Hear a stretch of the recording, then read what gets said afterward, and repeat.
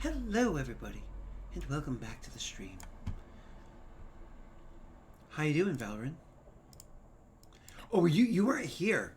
Before we get into the important stuff of RPing and stuff like that, you weren't here for the session where they named your nation, were you? Did you hear what they named your country? Neil. They named it Neil, actually. No, Neil. Nation and Neil test. Neil, would you like to explain to him what the name of the nation is? No, you can.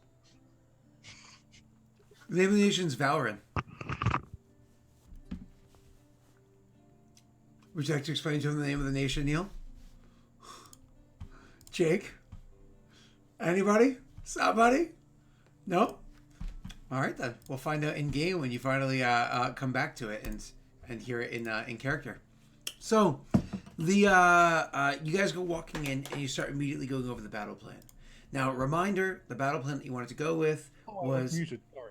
Huh? Oh, I was muted. Sorry. I was saying. Well. Oh wait. So I don't know in game yet, do I? you weren't there. Oh, that's fantastic. Yeah. Oh, they started using it like diplomatically. All of a sudden, they were like, yeah, that's what we're called. Edict. So, you arrive and you're like, no, we're calling it Bob.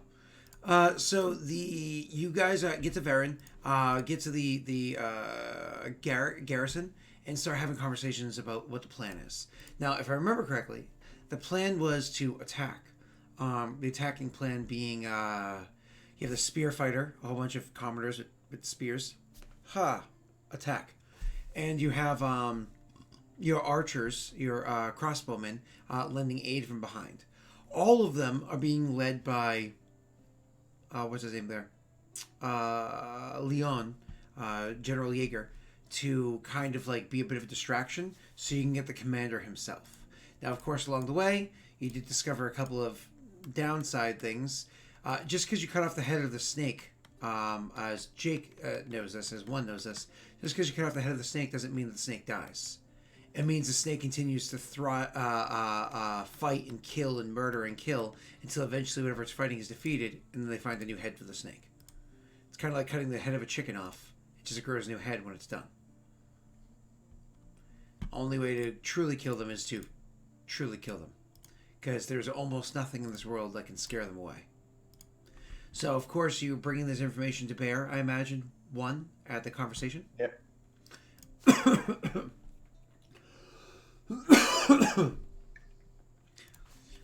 So bringing it into RP, you can see that she has kind of like a bit of a blowback from that. She's like, ooh, it's a bit of information to her. And even Leon says, well, it's a bit unfortunate. As I've told you beforehand, I've had many military campaigns that I've been a part of or led in my career. But they've all been on the west of Paradel and the south. None of them dealing with the Barren Lands. So I've not come across an enemy that I couldn't defeat in more ways than blood. You're saying we must take every life to the last? It's the only way we can win? Yes, otherwise they'll just keep going. Someone new will fight their way to the top and they'll just keep going. All of them need to go. Doesn't really change the plan. Orsugo seems to be the most dangerous individual, at which point we would need to be the ones to take him down. It just changes the cleanup. We don't accept any surrenders, and we don't expect it as well. It does change the plan. I was, in my calculations, relying on there being a break in the combat, defeats here and there, as morale is shifted, giving the men that I'm going to be leading, since most of them are not soldiers, a moment of reprieve to revel in their victories when they have them, giving them morale to push on. And then in the end, the defeating of Orsugo to disband the rest of them. So these farm boys and barmaids would have the opportunity to rejoice and put down their weapons. This is a much more gruesome combat with much higher casualties. This is a combat that can be shifted in the other direction. It takes not much more than a stray spear to take my life. Without my leadership, our own morale would crumble. The two of you will be a bit occupied. She steps up and says, "Excuse me, you're not the only one that's going to be leading in this fight." He looks at you and says, "You didn't even want to fight. You sat here on your hands for months as an enemy knocked at your door, picking off all the towns nearby instead of raising your sword and lending aid to your neighbors. You don't have say in this matter." General, please show respect to the captain. My apologies, Chosen. I find cowardice to be nauseating. He looks at her and says, "I may have spoken out of turn. For that, I apologize." She It's is. a little jab in at the end there, just to make sure. She's not very happy right now. But unfortunately, she has to eat the shit sandwich because without his leadership and his men and the aid of the two of you, she doesn't have a way of fighting back. So she has to eat the shit sandwich.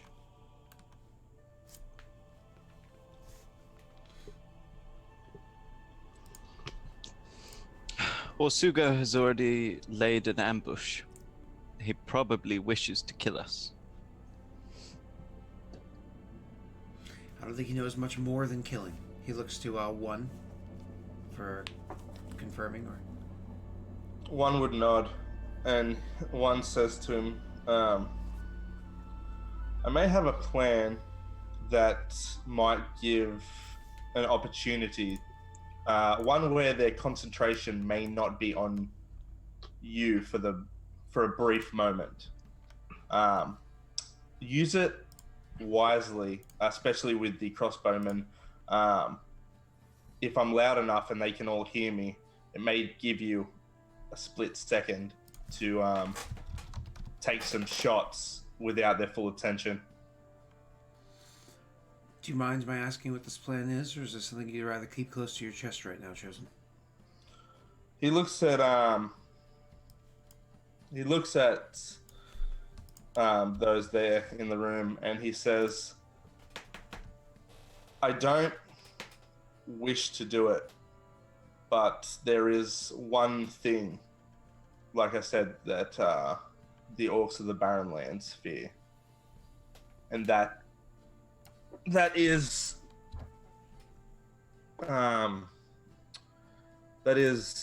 there are a type of undead that reside in the Barren Lands. Monstrous things." He says, "I speak their language. If I can scream loud enough and say something, they'll recognize it. And it might just give you a moment." Seems like little to work off of. Hoping on a fear of creatures that seem to die fearlessly. However, you know them better than anybody else. I think we'll have to listen to your guidance on this one. I don't know that it will work, but like I said, they'll fight to the death, and if I can gather their attention for a second, I don't think that they'll run away. That's not the plan. But if they hear that, even if I get some sideways glances, we've used this tactic before to mixed results, so it's not something that we should that I can guarantee, but might be something to hope on.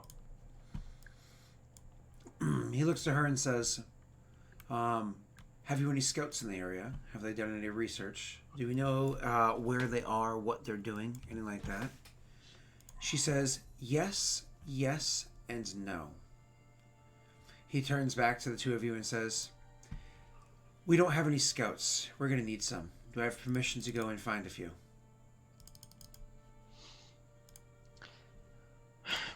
It might be best to nail down the tactics first. I agree, but we don't know the field of battle. We're going to need to find out where they are so we can have And he looks to her and says, I assume you know the layout of the land correctly. She seems very cross, and she says, yes. Then we will need to, after we find out where they are, we know where we can lure them to. We want the field of battle to be our choosing, not theirs, if we're taking the fight to them. Very well. Choose a scout. Try not to get them killed.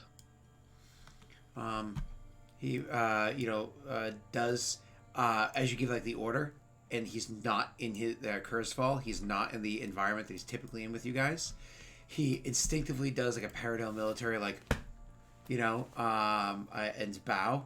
And then, like, as he, like, does it, he starts to bow, he, like, stops, like, partway through, it's like a jarring stop as he realizes what he's doing. It's like, as you wish. And then he turns and walks out. Small mistake there. I apologize for the General. Hinter, he's a good man. As you see, he sticks strongly to his morals.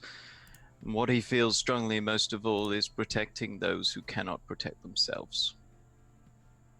He's raised in a different culture, and this sort of thing doesn't quite click.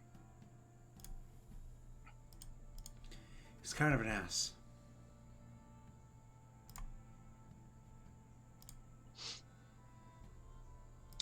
Rara blinks her, gives her a moment to reconsider the wording. She doesn't. She's already had words with you before. Do remember, he's an ass who's going to save your people's lives. It's just unfortunate that it has to be done by such a blowhard. He needs everybody to know exactly how important he is. It's obnoxious. She says, I have scouts, but they've hidden their tracks. I don't think it's something that's so easy as just, their scouts aren't very good. My men know what they're doing. They've been doing this for years.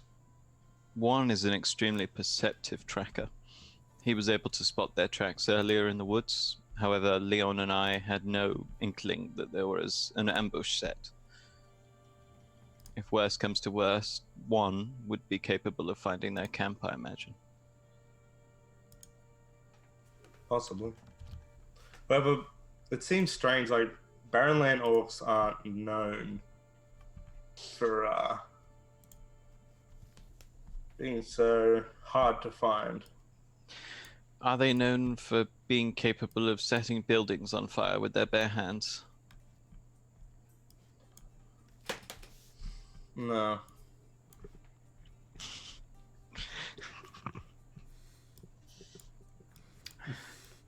What you're suggesting could be that there might be someone else attempting to pull the strings. Would these orcs respect money or simply power? No. Not at all.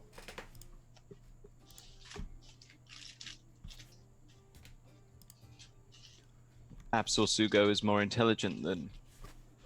Not more intelligent, less traditional than some of your other kin. From the stories that we've heard and what happened to our envoy, I don't think so. Seems just as bloodthirsty as the rest of them, just easier to hide his tracks.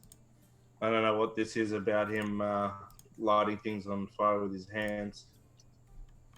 Maybe some type of, maybe he's a spellcaster. I don't know. I should imagine it would be akin to Valrin. His magic is natural. Not as well controlled as mine. Doesn't have the same sort of beauty to it. Powerful, yes, but not as graceful. Orcs aren't known for being graceful.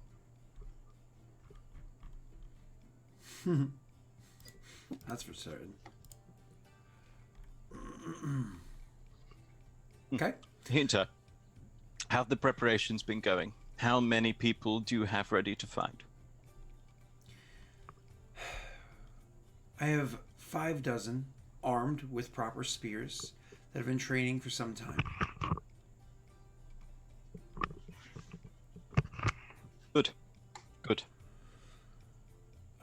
don't know if that's going to be enough. I should imagine it should be. If the numbers we've heard are correct, then it will be more than enough. You said you were ambushed on the ride. Indeed. There was about 13 of them. Indeed. Do we think that's going to change anything? No, Why? because we were given the numbers by a man who was quite frankly in a heavily distressed state of shock. He meant well and he did his best. However, there's no reason why his numbers couldn't be off by at least a dozen. Nor that there couldn't have been 13 people waiting back at camp to defend it. You don't want your food supplies being taken by wild animals while you're off raiding. She nods. What if it's much bigger? Have you heard the stories of the raids that happen? They say that's how Kachinksi was made. It was a horde that couldn't be defeated. I suspect if this is a horde, we are either all going to die soon, or, more likely, they wouldn't be hiding in the woods. I don't mean a full horde. I mean something like that. Something bigger than just a couple dozen. Maybe it's several dozen. Maybe it's 100. Let's hope not. She looks at you. What do we plan for if that's the case? We'd have to fall back. We can't risk assaulting a force that is superior in numbers and skill. Well, I'm here to do my part. I'm here to take orders. And sorry for what my part and what played out there. Clearly, he's frustrated with the work that's put before him, and it's going to come at the cost of potentially the lives of his men or himself. Give him some time, and he will see that your ideals align with his. You both wish to defend your people. While those are the words that she said, you can roll me a sense motive check.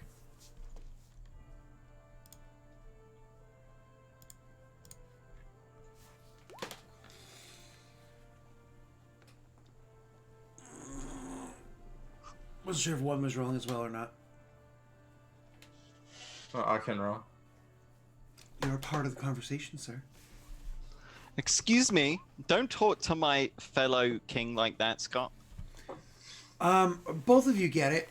It was hollow. The apology was very hollow. She was being diplomatic because she knows it's like saying, That's fine. "Sorry, I ate the cookies." Leon's Dad. apology was hollow. Yeah, exactly. It was a formality, Yeah. but it was forced because I said so. But it had to be done to maintain. You need to be cordial. Exactly. So you realize, so just to be clear, you know that she wasn't apologizing to you. She was apologizing because she knows she's supposed to. So you got that. Cool. So from there, you kind of like break out and they're trying to find scouts. Unless there's anything that you guys want to jump into, we can just kind of skip ahead to the next part.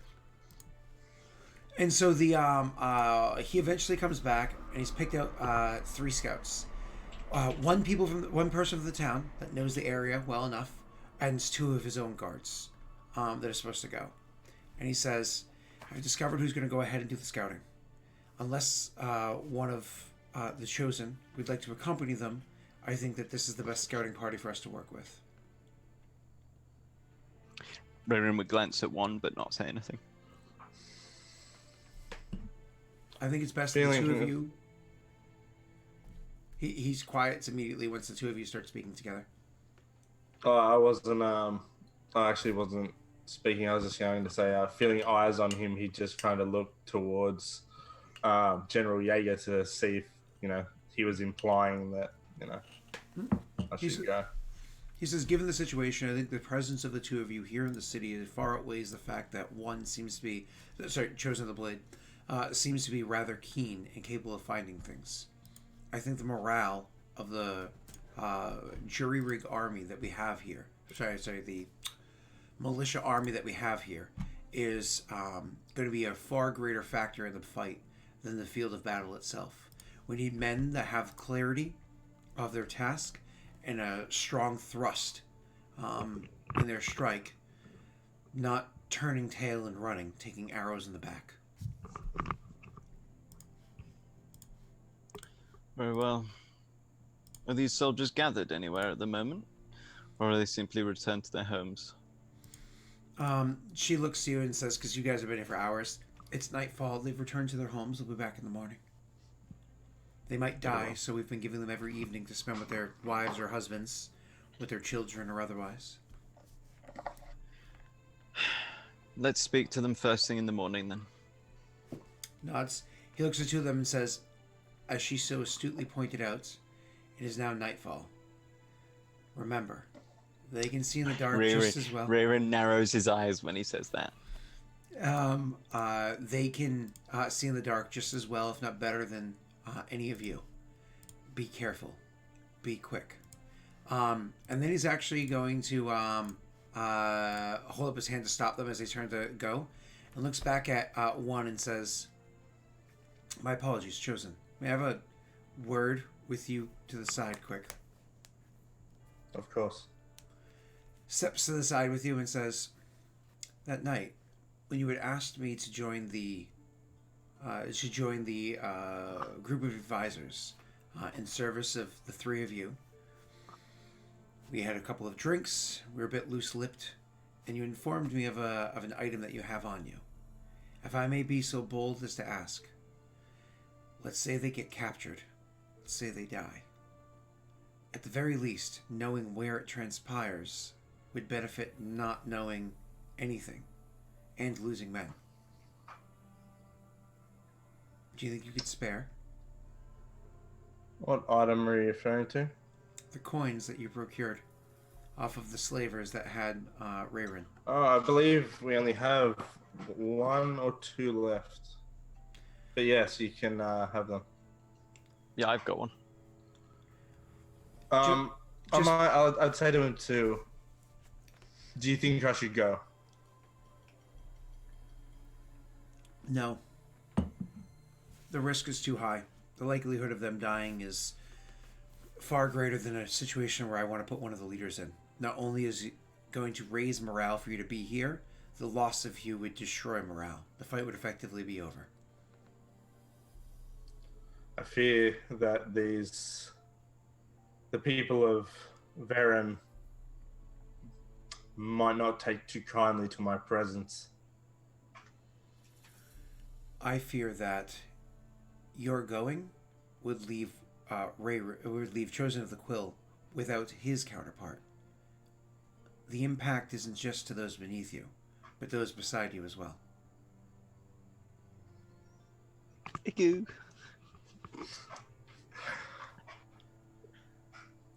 Okay, Leon. And he nods, takes the coin from you, goes over, informs them how to use it, and says, "Be quick, and may what's your name? Is that me vibrating? It is me vibrating." He nods and says, "May Winifred give you the wisdom to find your enemy. May the martyr give you the grace to return home safely, and may Rogar give you the strength to fell those who would stop you." And Did Leon say that? yeah, One would just smile to himself. and the three men turn and walk out. Turns back to the three of you and says, "I believe this is all we can do for the evening. I'm going to retire. We should all get our rest."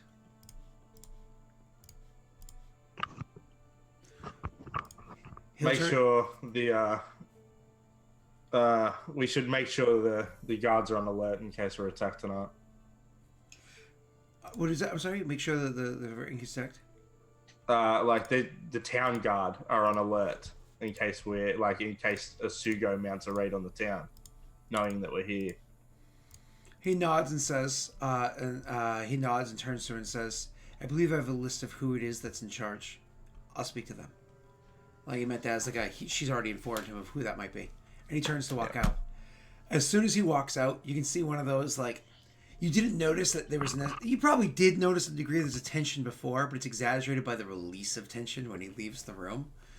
But then Hina, I think it is, Then she, as soon as he leaves the room, like her shoulders slump down just a little bit, and she's like, "Drink." Not for me, thank you. I'll have one.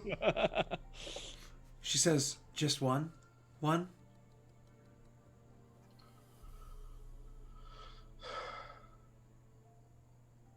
We'll see how we go. She I'll retire. smiles and gets the drink. I'll retire for the evening. Leave you two to enjoy yourselves. He grins at Hinter. Oh no! Oh no! And then leaves. Takes his leave. Leaves. She gets flush. Then looks back at one. Looks back at him. So says, awkward now. This may be our last night alive. Oh! You never know. Let's get it on. Let's get it on. Oh God. This always reminds me of that old song back in the early days of YouTube. It was, what is it? I could probably give you 7 minutes if you don't move around too much. Otherwise, I'd probably give you 4 minutes. 'Cause when you move, I get excited, girl. Yeah, God, that's horrible. Oh, it's so good. The song, it's a parody song. Oh my God, it's so good. Anyways. Hi, Brownie. Aren't you a little cutie? Boop. You can go outside next break. So,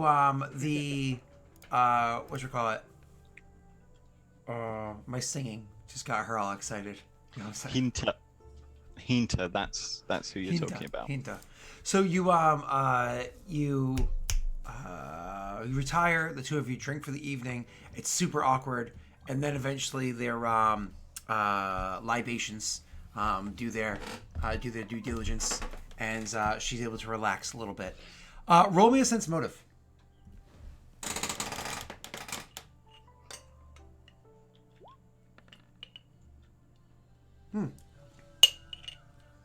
Even when you factor in impaired judgment and the sickened condition, for being drunk. What? I didn't drink that much. Thanks. I'm just What are kidding. you talking about? I'm just kidding. You actually do get the impression that Rayron, while making jokes before, might not be wrong. And then, one would go along with it. there you go. So the two of them end up having not a physical evening, but certainly a fun one. And so that's kind of like where things go from there. And then the next day, the work goes about. Honestly, you'd probably get days before your combat anyways. Is there anything that you would like to do in the interim? Any way that you like to stand out with these people, et cetera, et cetera, et cetera? What do you mean by these people? Yeah, what do you mean by these people? What do you mean by these people?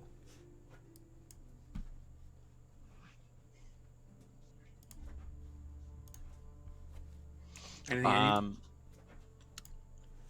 Legit. What do you mean the militia? Yeah, of course. Yeah. Well, Rarian asked for them to be gathered in the morning. Oh, my apologies. I entirely forgot about that. That was my B.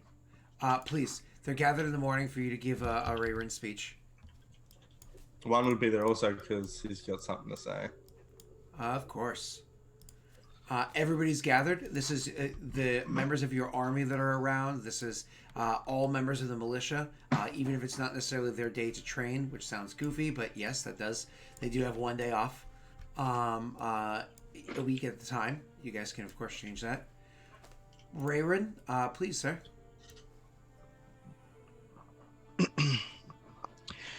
I understand you've all been making excellent progress. And I look forward to standing next to you on the field of battle. We're not sure entirely when this conflict will occur or where, as of yet. However, I want you all to remember that whatever happens out there, if we fail, not only do we jeopardize our lives, we put the lives of your families, your friends, your children at risk. We cannot fail here. This is the line that we draw to stop them from getting to your loved ones. Are you with me? Do me a favor. You have to roll me, because it's an inspirational roll. You actually can roll one of two things. You can roll a what's it called? Performance. No, hold on. Fuck, what's it called? Profession soldier check. You're going to roll a profession soldier check, but I'll also allow the charisma on there, or you're allowed to roll a diplomacy check. I'm gonna do a diplomacy check.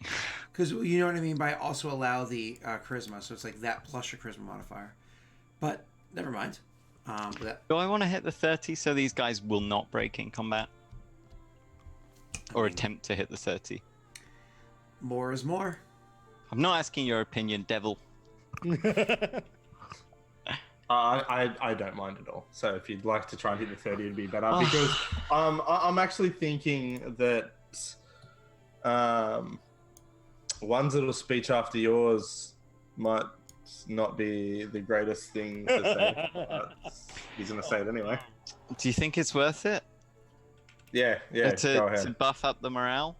Because if these people...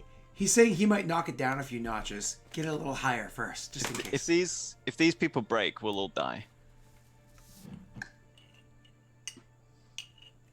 Do it.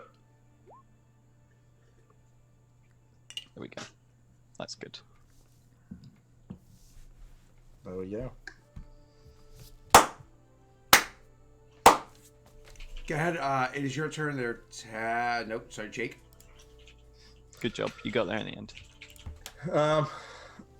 He doesn't have much to say, but he just looks at who we've got there are the people we're fighting with, right? The militia, yeah. I suppose also our own soldiers would be there because they need to train with them. He just slowly takes his time and he looks as many of them as he can directly in the eyes, and he says, "Once we start the fight, these are barren land orcs. They will fight to the death, and you must be prepared to do the same. If any of you run, you let us all down. We could all die because of your cowardice.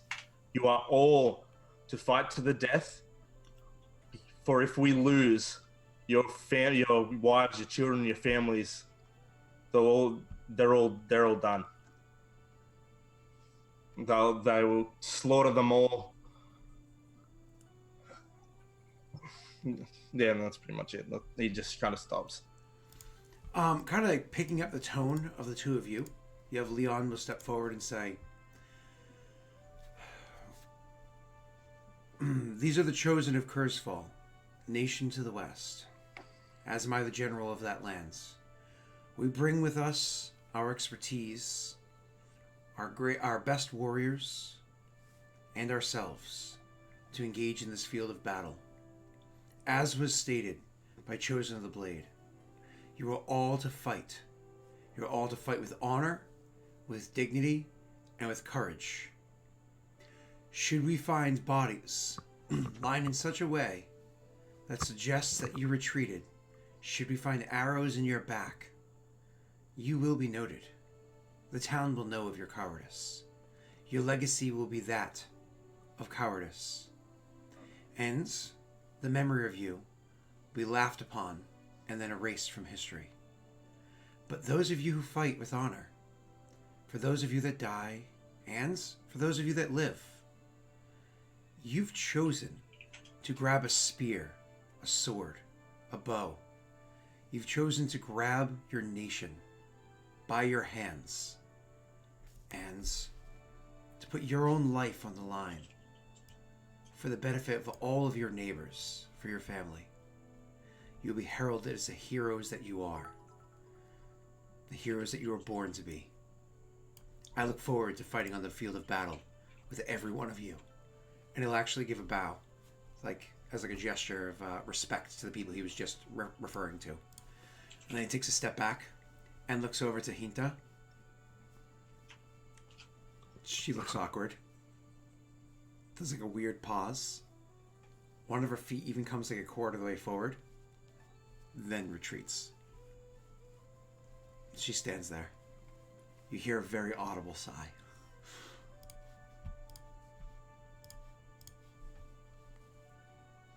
Anybody like to wrap it up? Like, presumably now's time for them to begin the drills. Rowan would, like, hop down off whatever sort of area we are on, and, let's just Naga prepping for another curse, don't worry about it. That's not a curse. That's so much worse. Yeah, Oh, you no. just see Jake died a little bit inside when he saw that. Hey, just quickly, like I said before, with no kings, there's no Kingmaker, so... Excuse me, there will be one.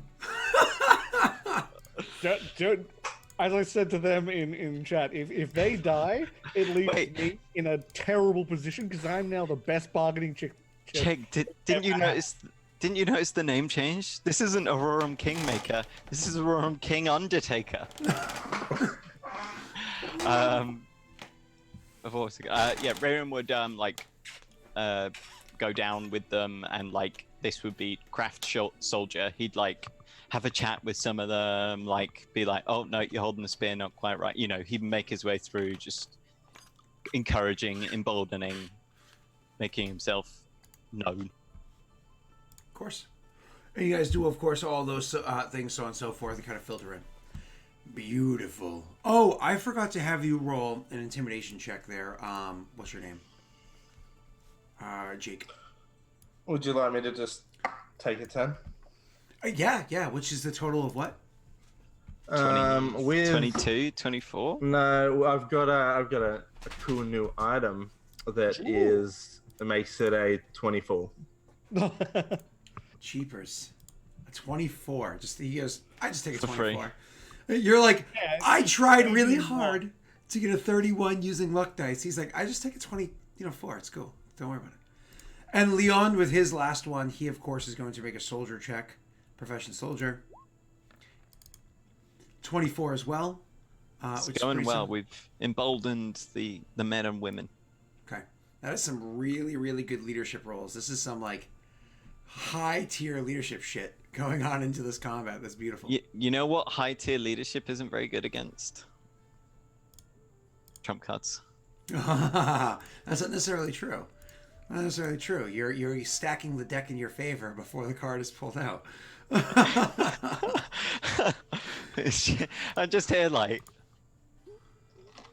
Imagine somebody shuffling the deck, like, and all of a sudden you hear like a... Like when somebody puts down their like heavy Capital One card, you're like, what the fuck's this made out of? Anyways. I don't know that, actually. You guys don't have heavy credit cards there? I mean, like, who would slap down their heavy capital card? Like, you know, who would slap down their credit card near me? I don't just walk around on the street corner with my To be contact fair, list. I did work in restaurants for a long time, and one of the iconic natures of businessmen is they like people to know that they're important. I'm here for a business lunch, so I'm not the one paying for it. My business is. Like, okay, cool. You still just got salad and water. Like, you're impressive. And then they're like, and then it's not like I just put my card on the table. Oh, here you go, and hand it to the person. It's that little careless toss. I don't care. So it hits the table. It's like, you're like, oh, you're so cool, buddy. Anyways, so moving on. Sound mad, bro. What? Nothing. My Amazon card's heavy, cause you know it's Amazon.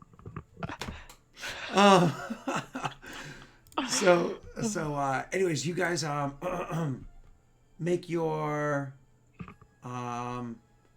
hard pause, flashing over to the other side. This is you there, Tesh. Yep.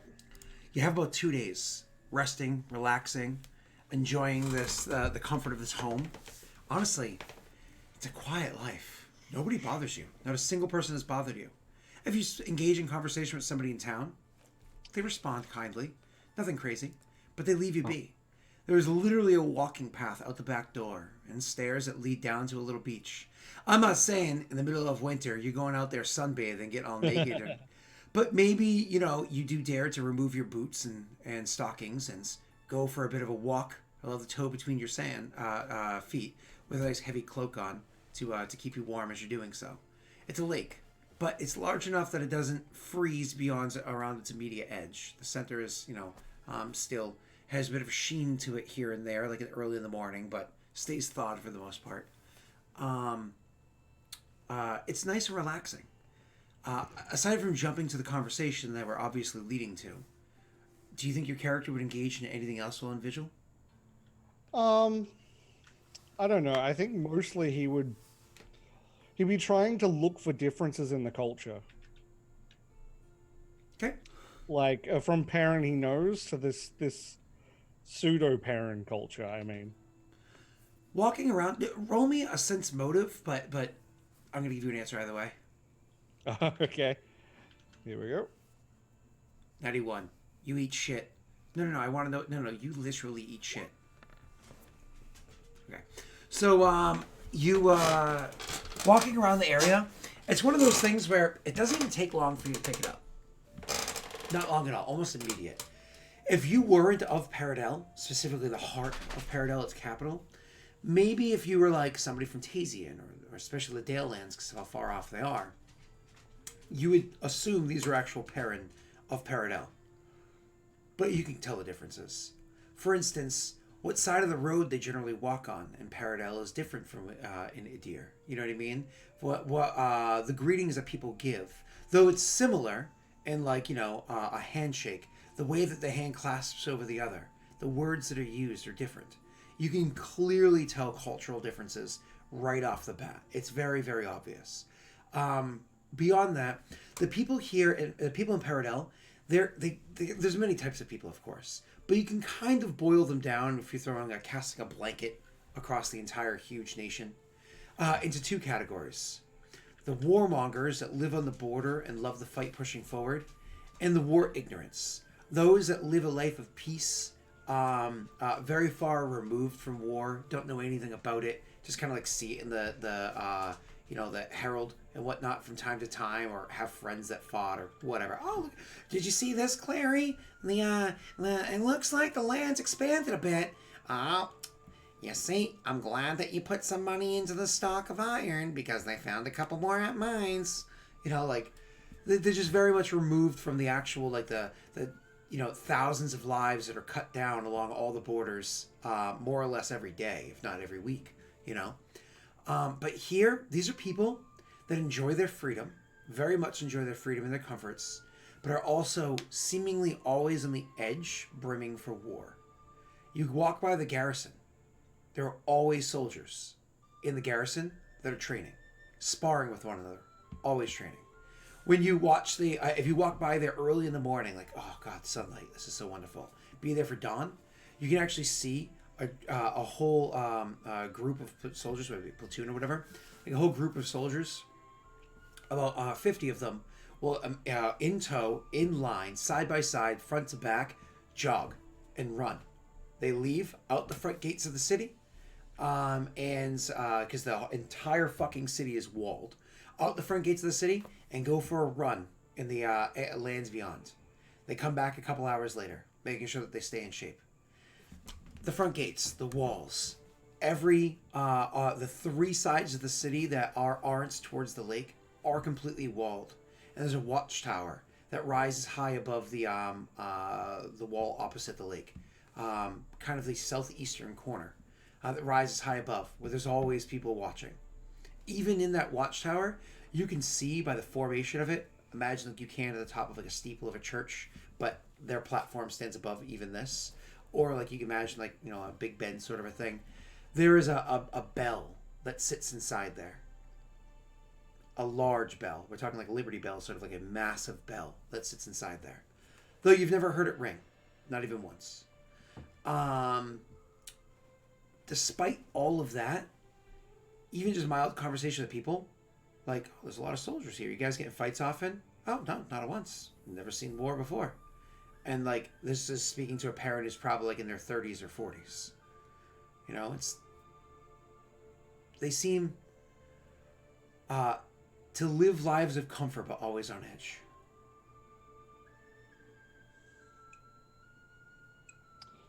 Are there any at all mixings of the other race, any other race other than Perrin? Yes, but very mild. It's about 85% Paradel, about 15% others. The highest, if I remember correctly, that's the spread. Let me just double check because I have my notes. The highest spread of others, I believe, is hobos, because hobgoblins are one of the most prolific races in the city. So when you said hobos, I was like, hang on, what? No, sorry, hobgoblins.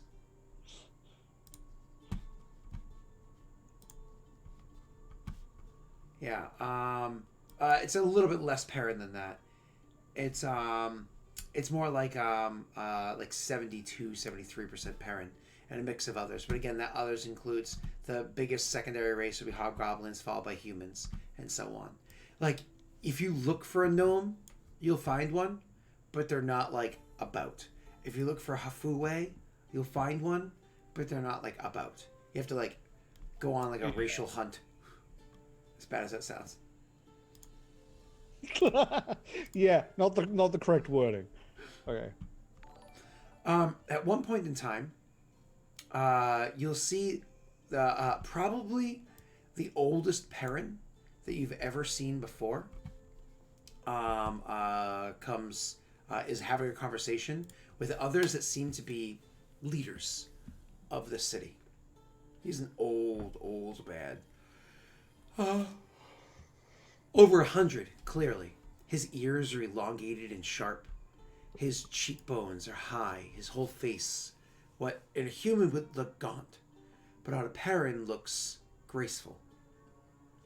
Despite how old he is, old enough even to bend the back of a Perrin, to crook his back even a bit, he still has his wits about him and a strong, sense to him.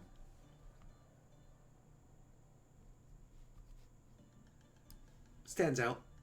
At one point in time in the conversation he's having with the others, he'll look over towards you and give like as you like make eyes for a moment, he gives you like a slow nod, but never says anything or walks towards you. He just continues the conversation with those there.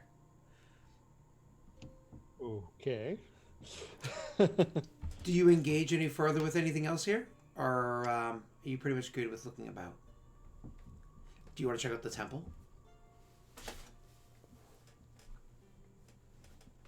No, I don't think I will. Okay. I'm curious. I best not. Help the library.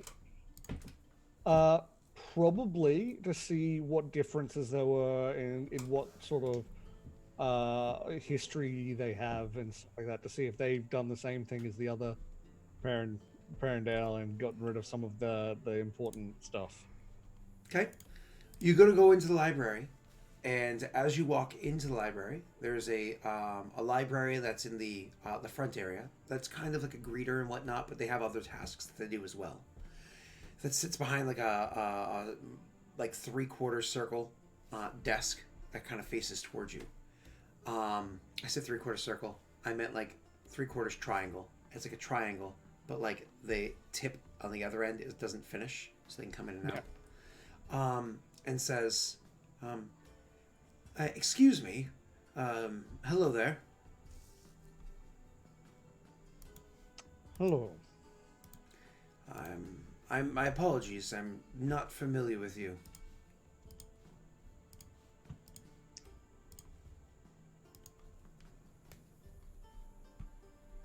I imagine not. What brings you in?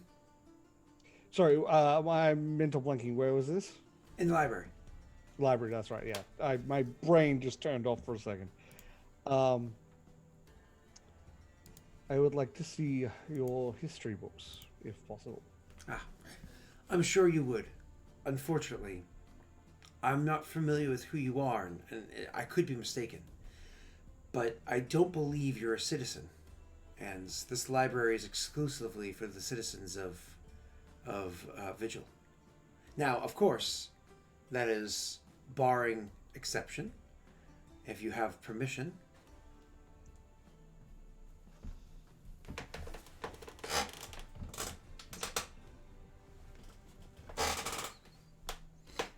What was the general's name again? I think I wrote it down.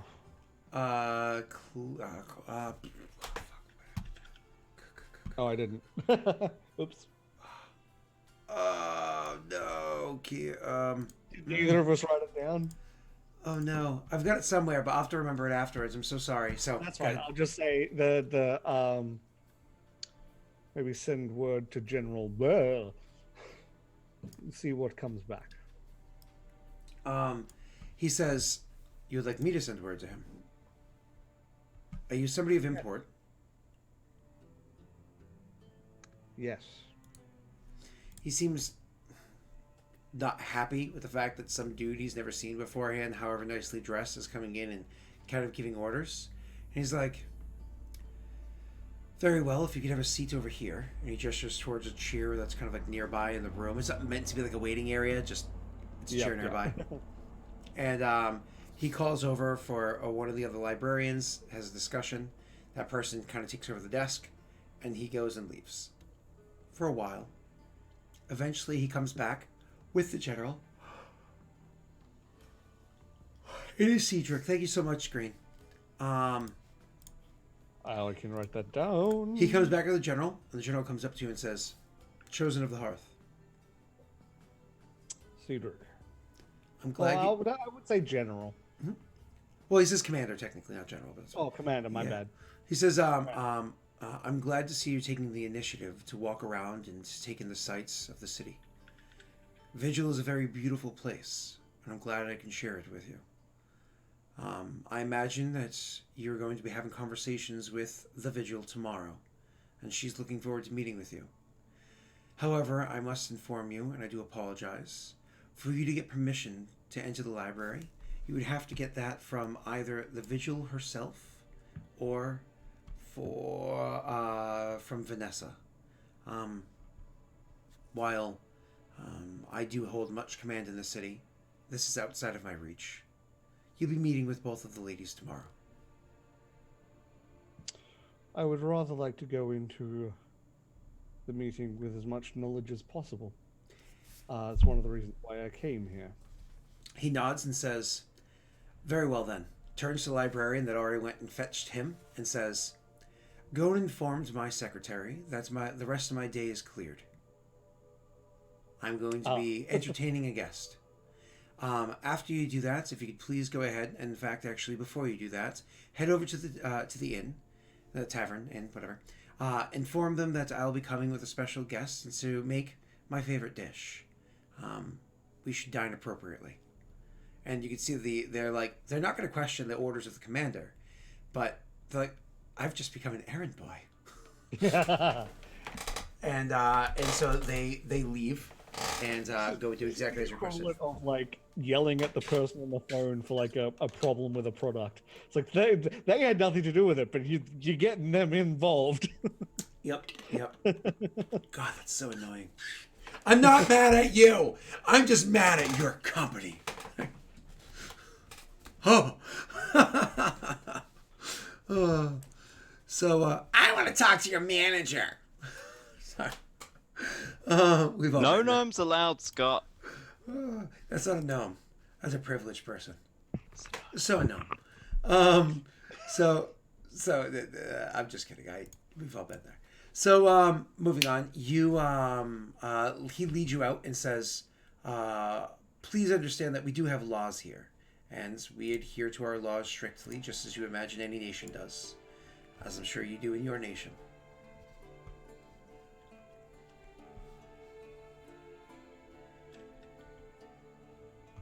Have I lost you? Sorry, I was getting messages from roommate. Say again, sorry? No, it's understandable. You've gone through an ordeal, and you were in a coma for a short period of time. It's important that you I are get comfortable. lost a lot easily, sorry. No, you're fine. I'm just teasing. So he says, He says, I do apologize for the inconvenience in this. We do have our laws here, and we hold to our laws rather strictly. I imagine you do the same where you're from? To an extent. The word of the law more than the meaning of the law more than the word of the law. He understands. Sorry, he nods in understanding and says, your accent is Perrin, is it not? Referring to the nation, not the race. Yeah. Hmm? It is. He says, then you understand where I come from, as I'm sure it's very apparent to you. Our home here is inspired by the home of Peridot. Indeed. I've also noticed some key differences. I certainly hope you have, because there are many. Now, I'm sure you have questions. Many questions. Why don't we sit? We'll enjoy a meal. A few glasses of wine, if that's something that you would enjoy. Grog, if you lean towards the my taste. And we'll discuss such things. But before we do that, my dog really needs to piss. So please excuse me for a moment, for a few minutes, while I take care of that.